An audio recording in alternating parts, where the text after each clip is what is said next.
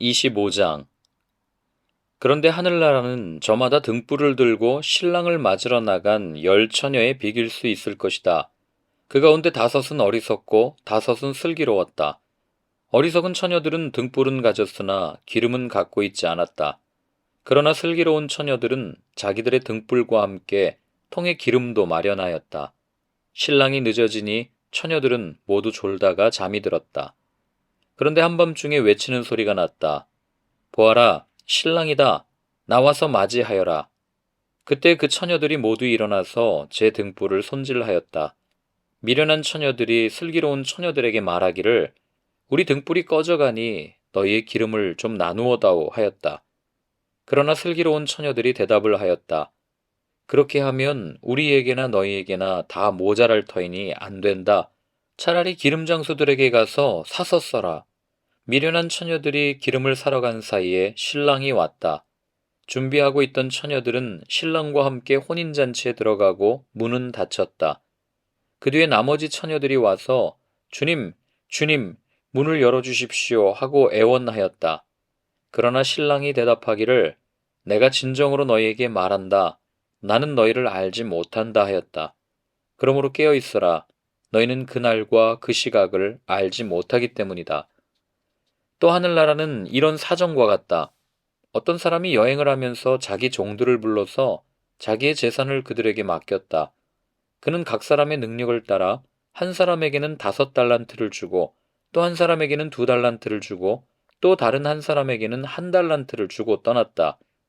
5달란트를 받은 사람은 곧 가서 그곳으로 장사를 하여 5달란트를 더 벌었다. 2달란트를 받은 사람도 그와 같이 하여 2달란트를 더 벌었다. 그러나 1달란트 받은 사람은 가서 땅을 파고 주인의 돈을 숨겼다. 오랜 뒤에 그 종들의 주인이 돌아와서 그들과 셈을 하게 되었다. 5달란트를 받은 사람은 5달란트를 더 가지고 와서 말하기를 주인님, 주인께서 5달란트를 내게 맡기셨는데 보십시오. 5달란트를 더 벌었습니다 하였다. 그의 주인이 그에게 말하였다. 잘했다. 착하고 신실한 종아.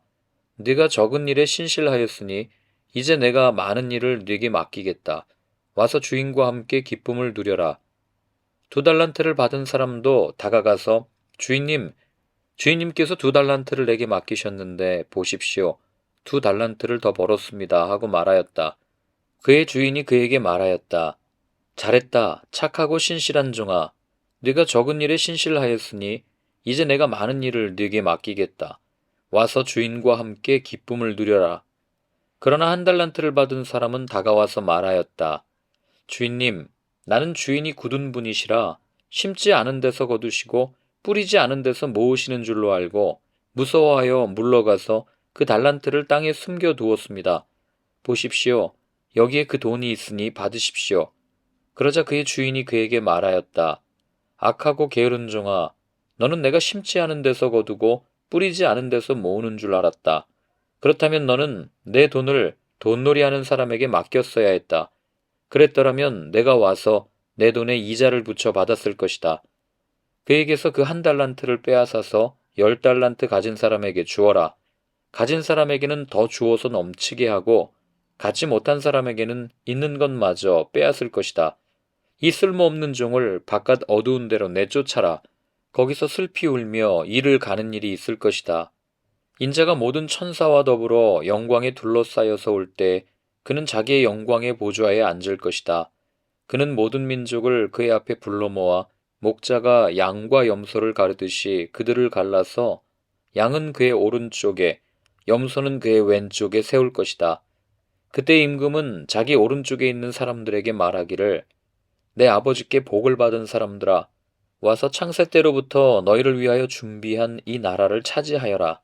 너희는 내가 줄일 때에 내게 먹을 것을 주었고 목마를 때에 마실 것을 주었으며 나그네로 있을 때에 영접하였고 헐벗었을 때에 입을 것을 주었고 병들어 있을 때에 돌보아 주었고 감옥에 갇혀 있을 때에 찾아 주었다 할 것이다.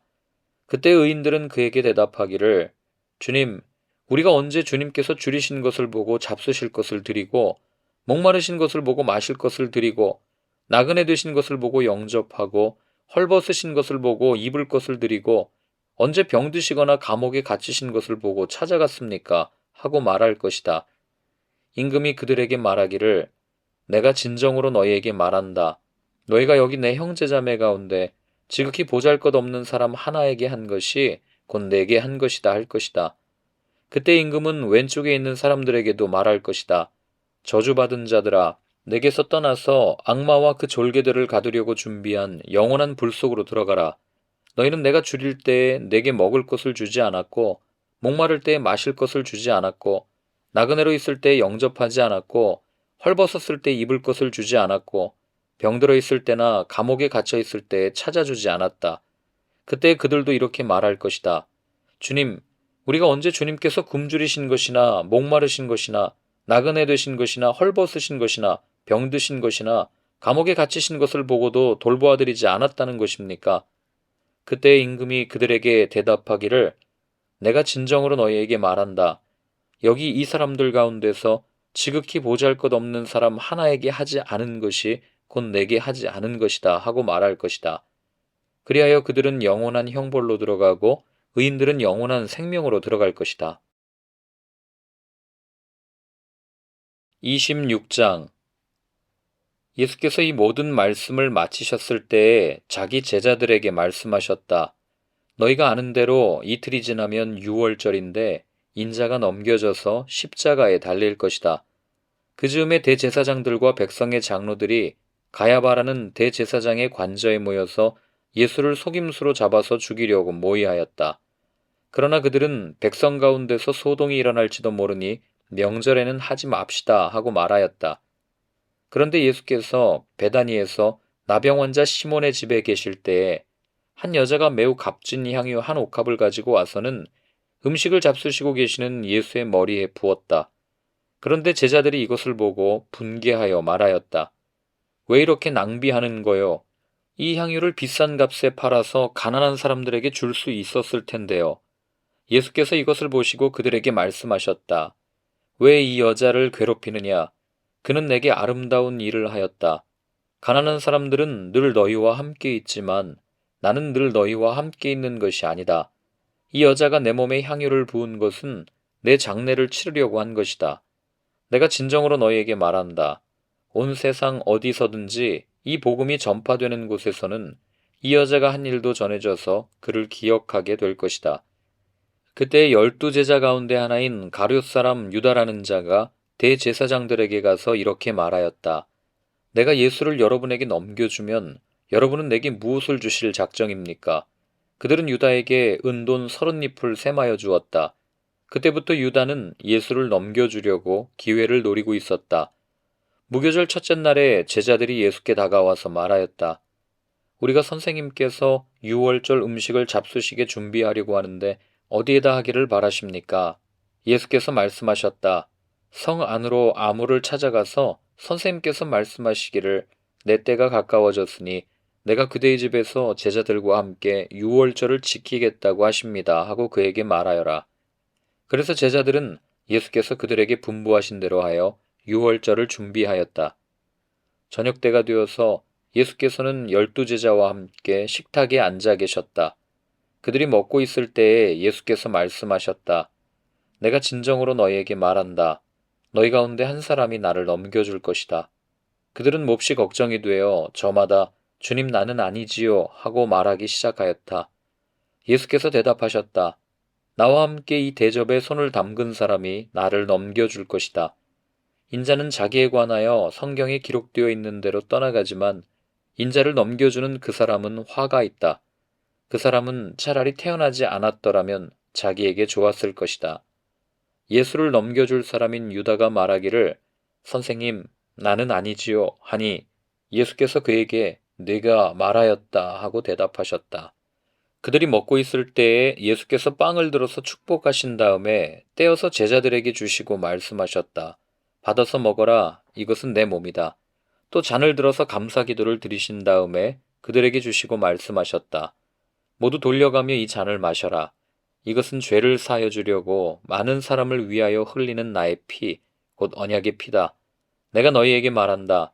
이제부터 내가 나의 아버지의 나라에서 너희와 함께 새 것을 마실 그날까지 나는 포도나무 열매로 빚은 것을 절대로 마시지 않을 것이다. 그들은 찬송을 부르고 올리브산으로 갔다. 그때 예수께서 제자들에게 말씀하셨다. 오늘 밤에 너희는 모두 나를 버릴 것이다. 성경에 기록하기를 내가 목자를 칠 것이니 양떼가 흩어질 것이다 하였다. 그러나 내가 살아난 뒤에 너희보다 먼저 갈릴리로 갈 것이다. 베드로가 예수께 말하였다.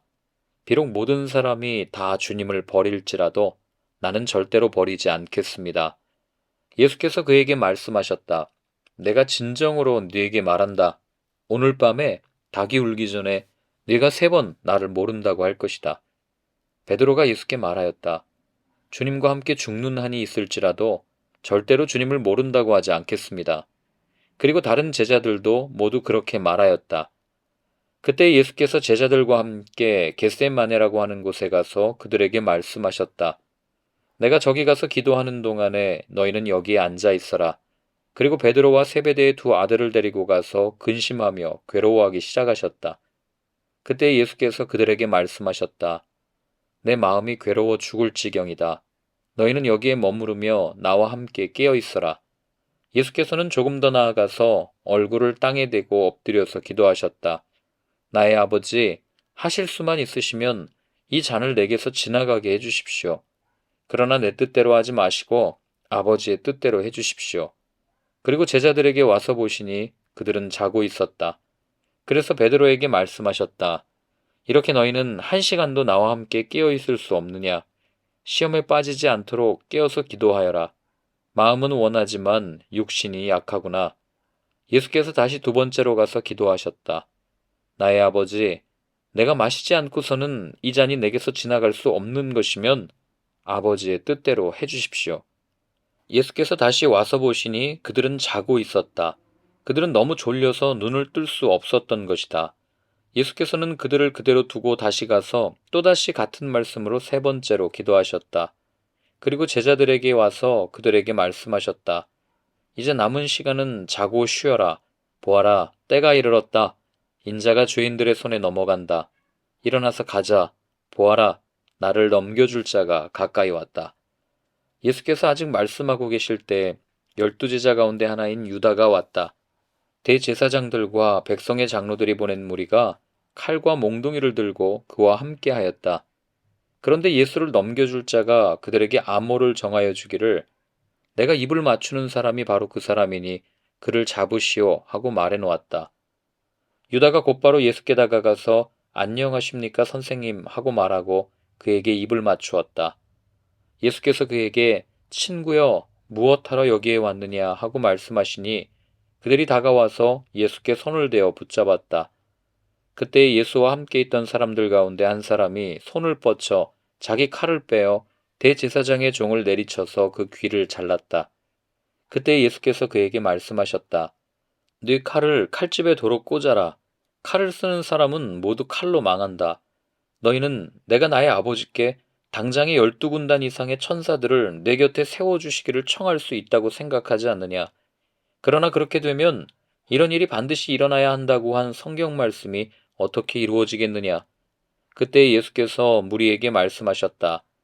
너희는 강도에게 하듯이 칼과 몽둥이를 들고 나를 잡으러 왔느냐. 내가 날마다 성전에 앉아서 가르치고 있었건만 너희는 내게 손을 대지 않았다. 그러나 이 모든 일을 이렇게 되게 하신 것은 예언자들의 글을 이루려고 하신 것이다. 그때 제자들은 모두 예수를 버리고 달아났다. 예수를 잡은 사람들은 그를 대제사장 가야바에게로 끌고 갔다. 거기에는 율법학자들과 장로들이 모여 있었다. 그런데 베드로는 멀찍이 떨어져서 예수를 뒤따라 대제사장의 집 앞마당에까지 갔다. 그는 결말을 보려고 안으로 들어가서 하인들 틈에 끼어 앉았다. 대제사장들과 온 공의회가 예수를 사형에 처하려고 그분을 고발할 거짓 증거를 찾고 있었다. 많은 사람이 나서서 거짓 증언을 하였으나 쓸만한 증거는 얻지 못하였다. 그런데 마침 2사람이 나서서 말하였다. 이 사람이 하나님의 성전을 허물고 사흘 만에 세울 수 있다고 하였습니다. 그러자 대제사장이 일어나서 예수께 말하였다. 이 사람들이 그대에게 불리하게 증언하는데도 아무 답변도 하지 않소? 그러나 예수께서는 잠자코 계셨다. 그래서 대제사장이 예수께 말하였다. 내가 살아계신 하나님을 걸고 그대에게 명령하니 우리에게 말해 주시오. 그대가 하나님의 아들 그리스도요? 예수께서 그에게 말씀하셨다. 당신이 말하였소. 그러나 내가 당신들에게 다시 말하오.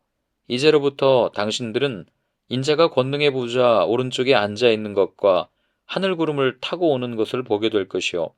그때 대제사장은 자기 옷을 찢고 큰 소리로 말하였다. 그가 하나님을 모독하였소. 이제 우리에게 이 이상 증인이 무슨 필요가 있겠소. 보시오. 여러분은 방금 하나님을 모독하는 말을 들었소. 여러분의 생각은 어떠하오?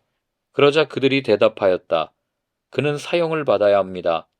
그때 그들은 예수의 얼굴에 침을 뱉고 그를 주먹으로 치고 또 더러는 손바닥으로 때리기도 하며 말하였다.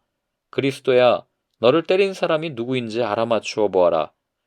베드로가 안뜰 바깥쪽에 앉아 있었는데 한 하녀가 그에게 다가와서 말하였다. 당신도 저 갈릴리 사람 예수와 함께 다닌 사람이네요. 베드로는 여러 사람 앞에서 부인하였다. 나는 네가 무슨 말을 하는지 모르겠다. 그리고서 베드로가 대문 있는 데로 나갔을 때에 다른 하녀가 그를 보고 거기에 있는 사람들에게 말하였다. 이 사람은 나사렛 예수와 함께 다니던 사람입니다. 그러자 베드로는 맹세하고 다시 부인하였다. 나는 그 사람을 알지 못하오. 조금 뒤에 거기에 서 있는 사람들이 베드로에게 다가가서 베드로에게 말하였다. 당신은 틀림없이 그들과 한패요. 당신의 말씨를 보니 당신이 누군지 분명히 드러나오. 그때 베드로는 저주하며 맹세하여 말하였다. 나는 그 사람을 알지 못하오.